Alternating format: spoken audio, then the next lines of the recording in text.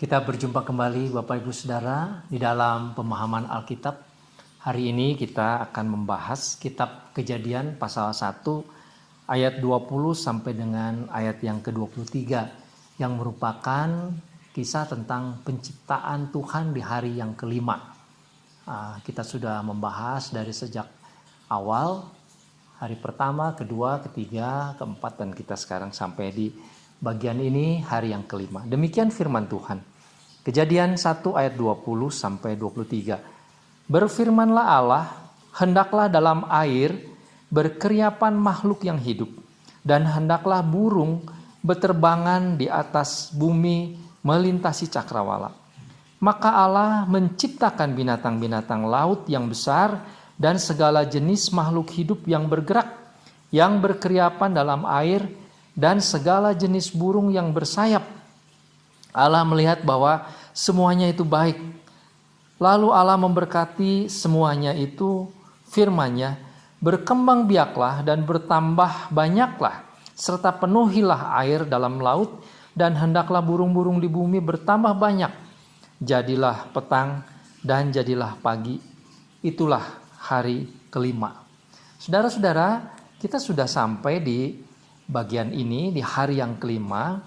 Semakin menjadi jelas bagi kita, saudara, bahwa Tuhan di dalam hikmat-Nya memang mempunyai desain, mempunyai rencana, dan mengatur proses penciptaan ini dari yang awalnya kosong dan kata Alkitab dikatakan kacau balau, menjadi teratur mulai dengan hadirnya terang, lalu mulailah dipisahkan air dari air, lalu kemudian air dari darat, dan sampai saudara-saudara kemudian pada bagian ini kita melihat bahwa Tuhan menciptakan sesosok makhluk yang berbeda dari yang sebelumnya, yaitu Dia menciptakan binatang-binatang yang ada di dalam air dan yang ada di daratan. Yang ada di dalam air, saudara-saudara, yaitu ikan-ikan, dan yang ada di udara maksud saya, yaitu burung-burung. Nah, saudara, yang perlu diperhatikan beberapa hal yang baru yang dikatakan di bagian ini, bahwa Tuhan menciptakannya itu segala jenis. Artinya, saudara, bahwa binatang itu bukan muncul dari satu jenis mikroba, bakteri, atau bentuk satu sel lalu kemudian berkembang lalu menjadi banyak, menjadi macam-macam. Tidak begitu, tetapi Tuhan menciptakannya dari segala jenis. Sejak awal Tuhan menciptakan berjenis-jenis. Nah, saudara, ini menentukan atau memberikan pemahaman kepada kita bahwa Tuhan itu begitu kreatif. Saudara, kalau menonton, saya suka sekali saudara menonton acara di televisi seperti Nat Geo Wild misalkan ya, atau siaran Animal Planets atau apapun yang menceritakan tentang binatang-binatang, baik yang di air ataupun yang di udara, saudara, tentang burung-burung. Wah, itu luar biasa. Satu jenis, kalau kita belajar di pelajaran SMP dulu atau SD, saudara ya, tentang pengelompokan jenis-jenis binatang, burung saja dikelompokkan sudah sedemikian banyak jenisnya. Itu masih bisa lagi berkembang, berkelompok-kelompok menjadi begitu banyak ragamnya, luar biasa, saudara. Binatang-binatang yang terbang di udara bukan cuma burung, ada banyak jenis binatang yang lain yang ajaib, mempunyai keistimewaan, mempunyai bentuk pertahanan diri, cara bagaimana mereka berkembang biak itu dengan cara yang ajaib sekali. Dan segala jenis itu, saudara, Tuhan desain. Berbeda-beda. Mereka tidak tumbuh dengan sendirinya. Ya, mencari jalur hidup sendiri. Bagaimana mereka makan, menyesuaikan dengan alam. Tidak begitu. Tuhan Allah yang mendesain. Begitu juga dengan ikan-ikan yang ada di laut. Saudara-saudara, ini menunjukkan kekayaan dan kemuliaan hikmat Tuhan. Makanya tidak heran kalau dikatakan bahwa semuanya itu baik adanya. Nah, hal yang kedua, saudara, yang perlu diperhatikan, saya akan mengulang, yaitu apa yang dikatakan di dalam ayat yang ke-21. Kata mencipta di sana, saudara, itu menggunakan kata bara. itu sama dengan kata yang dipakai ketika Tuhan menciptakan langit dan bumi, yaitu di dalam ayat yang ke-1 kitab Kejadian. Apa artinya, saudara? Tuhan Allah Tritunggal itu mencipta bara itu dari ketiadaan. Dari yang tidak ada menjadi ada. Dari yang tidak terlihat, yang sama sekali tidak ada di dalam apapun, menjadi muncul secara tiba-tiba. Dari Allah sendiri, Allah yang menciptakan sendiri. Nah, itulah yang kata yang dipakai. Saudara, ini sebetulnya mengisyaratkan satu hal yang kalau katakanlah secara teologis, ini memberi makna yang sangat penting. 4 hari yang pertama, saudara-saudara, ketika Allah mulai menciptakan terang, menciptakan cakrawala, lalu pada hari yang ketiga menciptakan tumbuh-tumbuhan, memisahkan darat dan laut, lalu ciptakanlah tumbuh-tumbuhan, lalu benda-benda penerang. Itu adalah satu kelompok ciptaan Allah pada strata yang paling bawah, katakanlah demikian.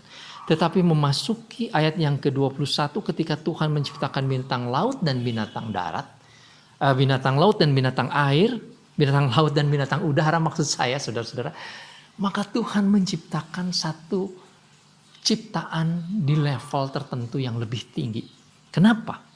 Karena binatang itu mempunyai kesadaran yang lebih tinggi dari sekedar tumbuh-tumbuhan. Saya tahu ini bagian ini, saudara-saudara, mungkin bisa menjadi pertentangan ya di dalam ilmu biologi barangkali. Tetapi saudara, secara kasat mata kita mengenal bahwa binatang-binatang yang ada di air dan yang ada di udara itu mempunyai kesadaran bagaimana mereka sadar harus hidup di mana, bagaimana mereka sadar harus berkelompok. Ada binatang-binatang air yang menyendiri karena hidupnya begitu, tetapi ada yang harus berkelompok. Ketika mereka ada ikan yang besar misalkan akan memakan sebagai siklus dari ekosistem di sana, memakan ikan yang kecil, maka ikan yang kecil mengembangkan daya tahan, sadar saudara ketika mereka akan terancam dan lain sebagainya. Ekosistem yang terjadi itu menunjukkan saudara bahwa binatang-binatang itu memiliki kesadaran pada level tertentu dan Tuhan menciptakan secara berjenjang. Nah, itu yang bisa kita lihat. Maka Tuhan menciptakan dari ketiadaan menjadi ada satu makhluk yang lebih tinggi levelnya, yaitu binatang-binatang ini. Dan kemudian saudara-saudara, hal yang ketiga yang menarik pada bagian ini yang tidak ada pada hari-hari sebelumnya, yaitu di dalam ayat yang ke-22, yaitu Tuhan mengatakan di dalam firman-Nya supaya binatang-binatang itu berkembang biak dan bertambah banyak. Saudara, kalau tumbuh-tumbuhan itu bertumbuh ketika biji itu mati, lalu kemudian tumbuhlah tumbuhan yang baru. Tetapi kepada binatang-binatang itu cara bertambah banyaknya adalah dengan berkembang biak melalui perkawinan yang kita tahu saat ini. Ya, ada proses perkawinan, saudara-saudara, yang begitu ajaib dan begitu kompleks sekali. Ya, kalau binatang pun, saudara, ketika mulai memasuki masa perkawinan itu ada masa-masa tertentu dan mereka menyadari harus melakukan apa, saudara-saudara, sehingga mereka kemudian bisa berkembang biak. Lalu induk dari binatang itu mulai memelihara. Ada yang melatih anak-anaknya seperti Raja Wali dilatih sekian tahun, saudara, kalau saat ini. Tetapi juga ada binatang-binatang yang tertentu ketika bertelur lalu kemudian telurnya menetas bisa hidup sendiri. Berbeda-beda, saudara. Tetapi perkembangbiakan itu menjadi bertambah banyak itu melalui proses perkawinan. Sesuatu yang rumit tetapi Tuhan ciptakan. Ini hal yang baru, saudara, yang bisa kita baca. Maka kita melihat di sini bahwa Tuhan Allah memang mendesain, sekali lagi. Tuhan Allah memang terus menciptakan hal yang baru, yang berjenjang. Sehingga kita tidak bisa mengatakan, sekali lagi saudara, ini adalah proses dari perkembangbiakan ataupun pertambahan, perubahan, evolusi yang menjadi semacam prinsip dasar manusia, bahwa manusia itu berevolusi terus. Tidak begitu. Sebab kitab Kejadian menjelaskan ada tahapan-tahapan yang terputus. Ya, dari jenis yang sederhana menjadi jenis yang lebih tinggi levelnya, tetapi melalui penciptaan Tuhan Allah.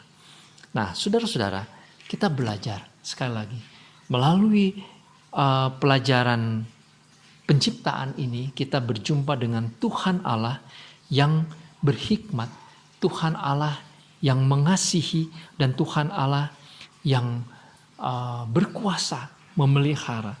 Sehingga kita saat ini kalau berhadapan dengan alam semesta ini, maka kita patut mensyukurinya.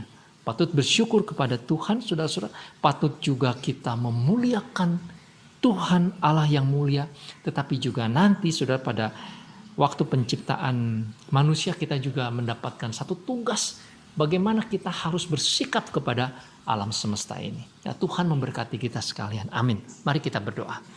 Bapa di surga, berikanlah hikmat kepada kami supaya kami semakin mengerti kebenaran firman Tuhan, bahwa asal mula alam semesta ini ketika Tuhan mencipta di dalam segala hikmat, kreativitas, desain Tuhan yang begitu mulia, begitu baik, begitu sempurna, begitu agung, sehingga kami diperhadapkan dengan Tuhan Sang Pencipta kami. Tolonglah kami supaya kami tetap menyembah dan memuliakan Engkau. Di dalam nama Tuhan Yesus kami berdoa. Amin. Tuhan memberkati kita, sampai berjumpa kembali.